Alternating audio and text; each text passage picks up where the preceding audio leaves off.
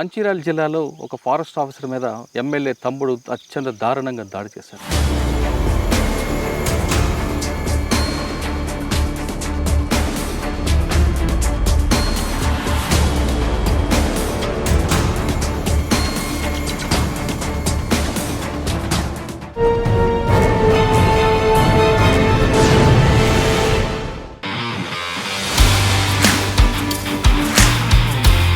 Forest డిపార్ట్మెంట్లో మహిళలకి సరైన భద్రత ఉంటుందా లేదా? ఎందుకంటే ఫారెస్ట్ డిపార్ట్మెంట్లో ఎలాంటి ఆయుధాలు లేకుండా పనిచేస్తుంటారు. పనిచేసే సమయంలో వన్యప్రాణుల నుంచి దాడులు వస్తే వన్యప్రాణుల దాడులు చేస్తే తప్పించుకోవచ్చు, కానీ మనుషుల రూపంలో దాడులు చేస్తే తప్పించుకోవడం ఎలా అన్నది ప్రస్తుతం ప్రశ్నార్థంగా మారింది. తెలంగాణ రాష్ట్రంలో ఇటీవల జరిగిన వరుస సంఘటనలు కొంతమంది ఫారెస్ట్ ఆఫీసర్లకి భయం కల్పిస్తున్నాయి.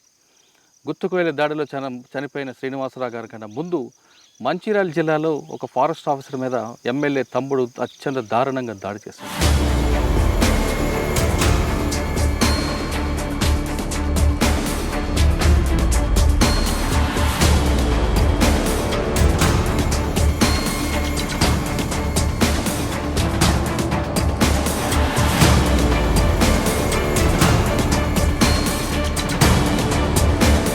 ఆవిడ త్రుటిలో తప్పించుకొని బయటపడ్డారు కాబట్టి, లేదంటే ఆవిడ చాలా కష్టాలు ఎదుర్కొనేది. ప్రస్తుతం ఆవిడని అడిగి ఆ రోజు ఏం జరిగింది, ఒకవేళ ఫారెస్ట్ డిపార్ట్మెంట్లో మహిళలకి రక్షణ కల్పించాలంటే ఏం చేయాలని విషయాల్ని ఆవిడ తెలుసుకుంది. ఇంతకీ ఆమె పేరు అనిత. ప్రస్తుతం మనతో ఉన్నారు. అనిత గారు నమస్తే అమ్మా. నమస్తే. నమస్తే. కోనేరు కోనప్ప గారి తమ్ముడు దాడి చేస్తున్నప్పుడు మేము ఆ విజువల్ చూస్తుంటే చాలా బాధ అనిపించింది.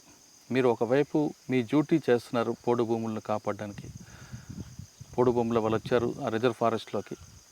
ఆయన అత్యంత దారుణంగా రావడం, మీరు అంత గట్టిగా అరుస్తున్నా, మీరు ఫోర్స్ ఇస్తున్నా వాళ్ళు మేము దాడి చేయడం, అసలు చూస్తుంటేనే సామాన్య ప్రజలకు ఒక భయం. కొంతమంది మహిళలు మేము ఏవైనా సాధించవచ్చు, దానికి అనిత ఒక రోల్ మోడల్ అంటూ మిమ్మల్ని చూసుకోవడం కొంతమంది ఇన్స్పైర్ అయ్యారు. అసలు ఆ రోజు ఏం జరిగిందండి? యాక్చువల్గా అది ఫారెస్ట్ ల్యాండ్. ఒక 2-3 ఇయర్స్ 2-3 ఇయర్స్ నుంచే కొంతమంది ఆ చుట్టుపక్కల ఉన్న ప్రజలందరూ అక్కడ ఫారెస్ట్ ల్యాండ్ని, అందులో ఉన్న పొరకలన్నీ సాఫ్ చేసేసి దాన్ని ఇల్లీగల్గా ఎంక్రోచ్మెంట్ చేస్తూ దాన్ని అగ్రికల్చర్ ల్యాండ్గా మార్చడానికి ప్రయత్నం చేయడం జరిగింది. ప్రయత్నం చేసిన తర్వాత మేము యాక్చువల్గా బీయింగ్ ఏ ఫారెస్ట్ ఆఫీసర్, అక్కడ నేను ఫారెస్ట్ రేంజ్ ఆఫీసర్గా పనిచేస్తున్నాను అప్పుడు కాగజ్ నగర్లో. అది సరసాల బీట్ ఏరియాలోకి వస్తుంది. మేము వెంటనే విలేజెస్లోకి వెళ్ళి అక్కడ అవేర్నెస్ క్రియేట్ చేయడం జరిగింది. అది ఫారెస్ట్ ల్యాండ్ కాబట్టి దాన్ని రిట్రీవల్ చేయడానికి మేము హయ్యర్ ఆఫీసర్స్తో కలిసి ఒక ప్లాన్ చేయడం జరిగింది.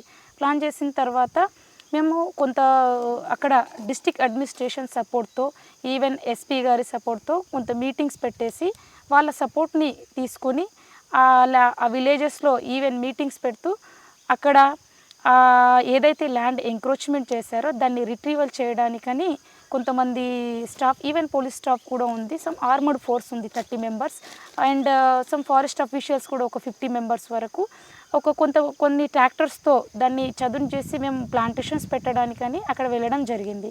వెళ్తే ఇమీడియట్గా అక్కడ ఉన్న విలేజర్స్తోని అబ్జెక్షన్ వచ్చింది.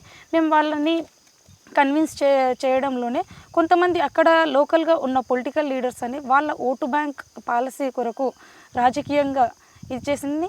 యాక్చువల్గా పబ్లిక్ అనేది ఆల్రెడీ వాళ్ళకి అవేర్నెస్ క్రియేట్ చేశాం కాబట్టి వాళ్ళకు ఎంతో కొంత భూమి మీద వాళ్ళు ఇల్లీగల్గా చేసినప్పటికీ కొంత వాళ్ళకు ఇది ఉంటుంది కాబట్టి అవసరమో అవకాశమో సంథింగ్, బట్ దాని మీద ఉంటుంది కాబట్టి వాళ్ళు ఆ విలేజర్స్ నుంచి సమ్ అబ్జెక్షన్ వస్తుంది ఎప్పుడైనా కానీ. అవేర్నెస్ చేసి కన్విన్స్ చేసిన తర్వాత వాళ్ళు కన్విన్స్ అయ్యేవాళ్ళు. బట్ అక్కడ లోకల్గా ఉన్న పొలిటీషియన్స్ వల్ల, వాళ్ళ ఓటు బ్యాంక్ రాజకీయాల వల్ల వాళ్ళు పబ్లిక్ని ఇంకా దాన్ని రెచ్చగొట్టి దాన్ని వాళ్ళు ముందు లీడర్గా ఉండి అక్కడ అటాక్ చేయడం జరిగింది. సో అటాక్ చేసిన తర్వాత కూడా మన ఈవెన్ పోలీస్ డిపార్ట్మెంట్ పరంగా అయినా చాలా సపోర్ట్ చేయడం జరిగింది. చూస్తున్నప్పుడు చాలా మందికి భయం ఉంది. మీకు భయపడ్డారా? ఎందుకంటే మిమ్మల్ని అసలు యాక్చువల్గా నేను ఎప్పుడూ భయపడలేదు. చిన్నప్పటి నుంచి యూనిఫామ్ అంటే చాలా రెస్పెక్ట్, యూనిఫామ్ వేసుకోవాలన్న ఆ కోరిక అనేది ఎప్పటి నుంచో ఉండేది. వన్స్ ఒక రకంగా చెప్పాలంటే ఒకసారి యాక్చువల్గా మనం సివిల్ డ్రెస్లో ఉన్నప్పుడు అసలు మనలో ఏదో సంథింగ్ లేనట్టు అనిపిస్తుంది. బట్ ఎప్పుడైతే ఒక 3 స్టార్ పెట్టుకుని యూనిఫామ్ వేసుకున్నామో ఆ బాడీ అనేది జనరల్గా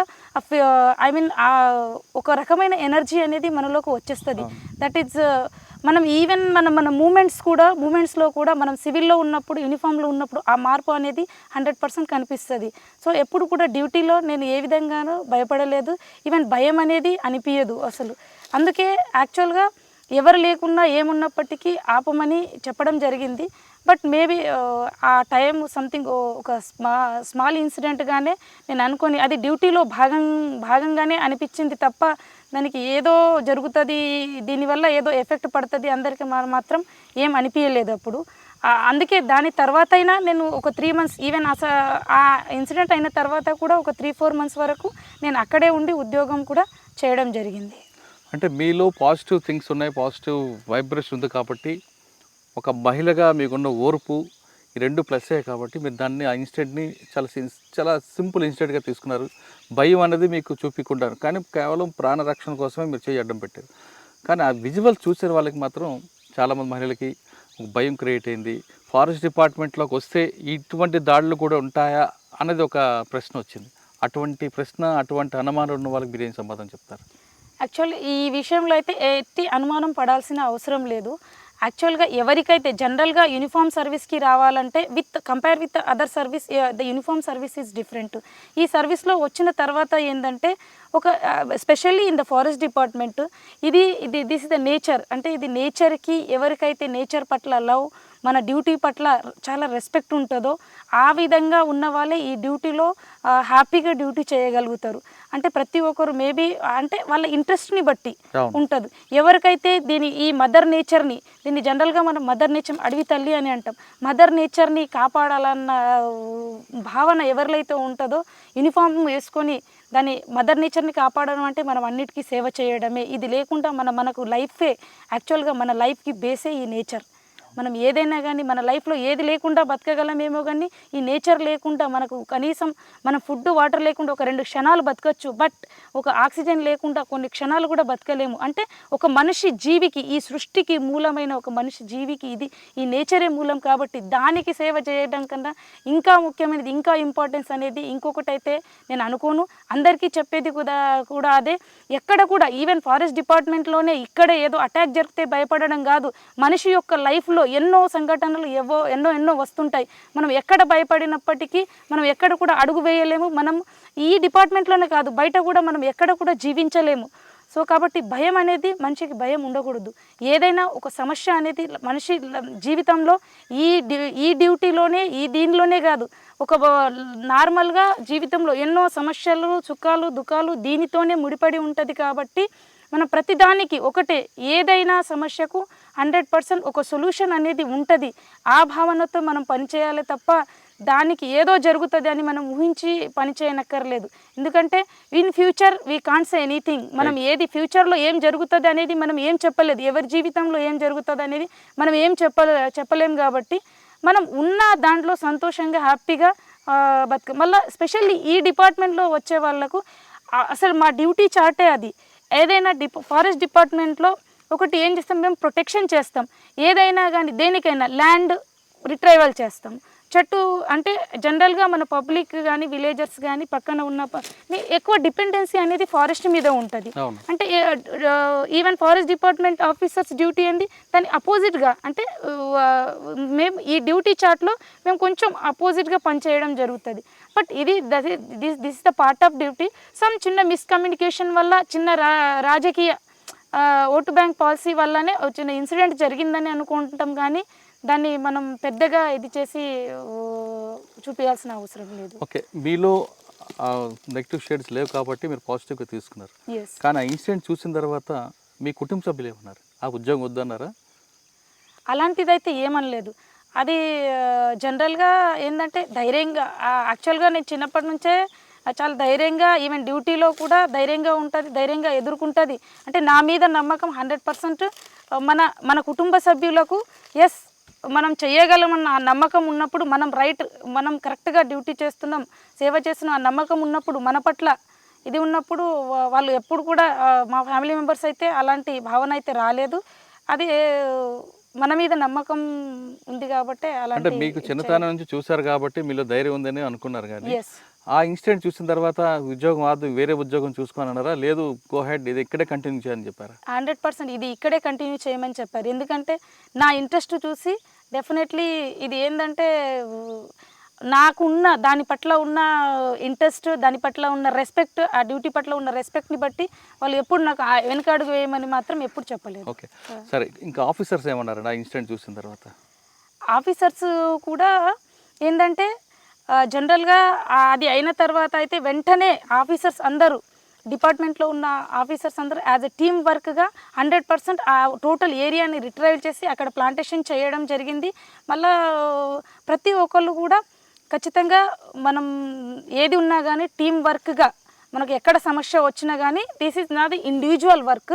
100% మన అది టీం వర్క్ కాబట్టి ఎక్కడైనా టీం వర్క్గానే చేస్తాం కాబట్టి ఆ 100% మన ఆఫీసర్స్ అందరూ సపోర్ట్ చేయడం జరిగింది. మీరు ఆ ఇన్సిడెంట్ జరిగిన తర్వాత అక్కడే 3 నెలలు పనిచేశారు. ఎస్. మీ మీద దాడి చేసిన వ్యక్తి మీకు ఎదురుపడ్డాడు తర్వాత యాక్చువల్గా నేను వచ్చిన తర్వాత 58 డేస్ నాకు చాలా గుర్తుంది. 58 డేస్ ఆయనకు రిమాండ్ రాలేదు, ఆయన జైల్లోనే ఉన్నారు. ఆయన వచ్చిన తర్వాత నాకేం అక్కడ అగుపడలేదు. బట్ అక్కడ నేను అదే ఏరియాలో ఈవెన్ అక్కడ అసాల్ట్ జరిగిన ప్లేస్కి ఆ విలేజ్లోకి కూడా వెళ్ళి నేను తర్వాత ఆ ప్లాంటేషన్లో ఈవెన్ వర్కింగ్ యాక్టివిటీస్ కూడా చేయడం జరిగింది. అంటే మీరు ఆ టైంలో 58 రోజులు ఆయన జైల్లో ఉన్నారు, బయటకు వచ్చారు. ఆయన కానీ ఆయన మనుషులు కానీ మీకు ఏమైనా థ్రెట్ ఇచ్చారా? తర్వాత ఆయన ఎప్పుడైనా ఫేస్ టు ఫేస్ అయ్యారా మీకు? తర్వాత ఎప్పుడు ఫేస్ టు ఫేస్ అయితే కాలేదు. అక్కడ ఏదైనా కానీ ఎవరు కూడా పెద్దగా థ్రెట్ అనేది అయితే నాకు ఏం అంటే ఆయన కాకపోయినా ఆయన సంబంధికులు ఎవరైనా ఫేస్ టు ఫేస్ అయ్యారా? ఎందుకమ్మా అంత దూరం వెళ్ళావు, మాతో పెట్టుకుంటే ఎలా ఉంటుంది అని బెదిరింపులు కానీ చేశారు? బెదిరింపులు అయితే ఎలాంటి బెదిరింపులు అయితే రాలేదు. కానీ కేసు విత్డ్రా చేసుకోమని కానీ బెదిరింపులు ఇచ్చారా? ఎలాంటి బెదిరింపులు అయితే రాలేదు.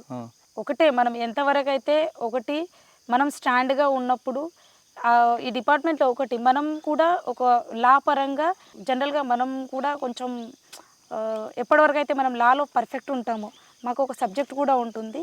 సో మనం ఏ విధంగా అయినా ఫేస్ చేసుకోవచ్చు అన్న ఆ నమ్మకం మనకు ఉంది కాబట్టి ఎప్పుడు కూడా ఆ విషయంలో ఎలాంటి బెదిరింపులు రాలేదు, ఎలాంటి ఇది కూడా రాలేదు. నేను ఈవెన్ మా డిపార్ట్మెంట్ పరంగా కేసు చేసిన దానికి ఛార్జ్షీట్ కూడా వేయడం జరిగింది. నేను అంటే ఎమ్మెల్యే గారు కూడా మీకు ఏమైనా ఎందుకు లేని కేసుపై విత్డ్రా చేసుకోమని కానీ లేదమ్మా అయింది మర్చిపోను కానీ అన్నారా?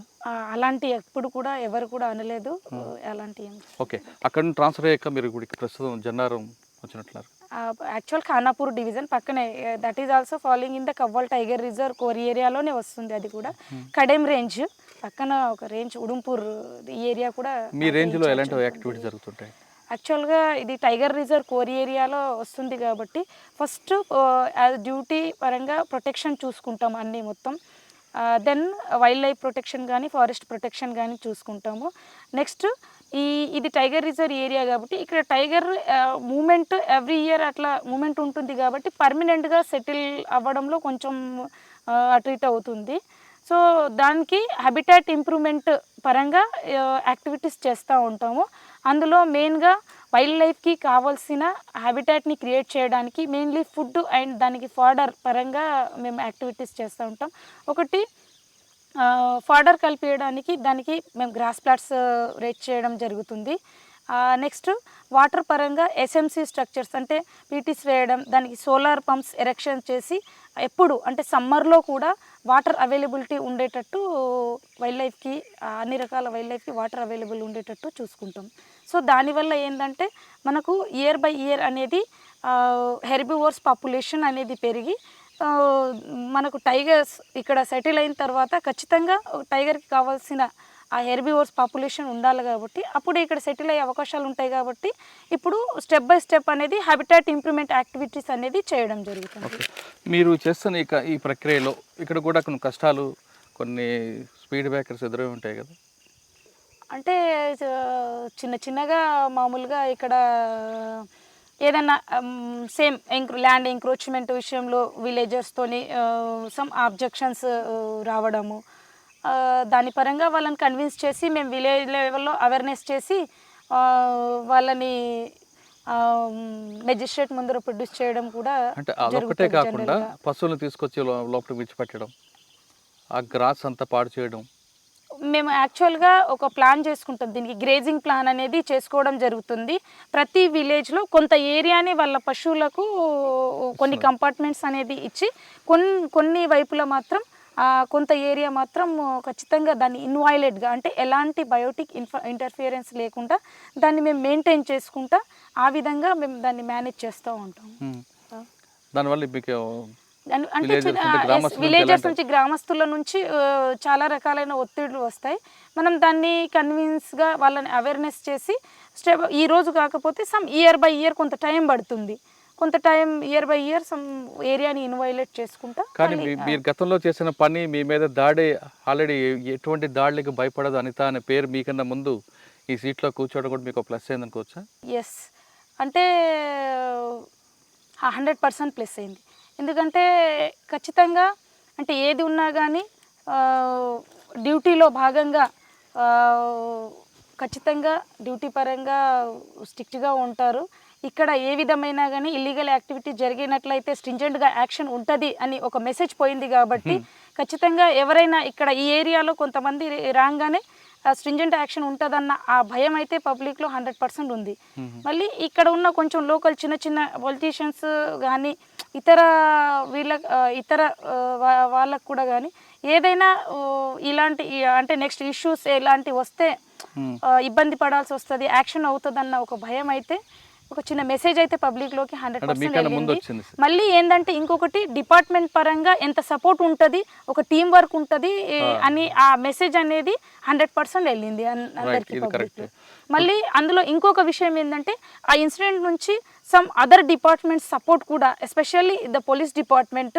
అప్పుడు ఈవెన్ పోలీస్ డిపార్ట్మెంట్ ఉన్నప్పటికీ కొంత చిన్న ఇది అవ్వడం వల్ల అప్పుడు బై మిస్టేక్గా some attack they have supported lot. అంటే వాళ్ళు సపోర్ట్ చేసినప్పటికీ చిన్న ఏదో సంథింగ్ కమ్యూనికేషన్ వల్ల ఉన్నప్పటికీ ఆ అసలు జరిగింది. కాబట్టి అప్పటి నుంచి even other especially police department support అయితే చాలా ఉంది. ఈవెన్ మండల్ లెవెల్ కానీ ఆల్ లెవెల్స్లలో ప్రతి ఒక్కటి అంటే స్పీడీ రెస్పాన్స్, అంటే మనం రెస్పాన్స్ అనేది ప్రాపర్గా ఉంది.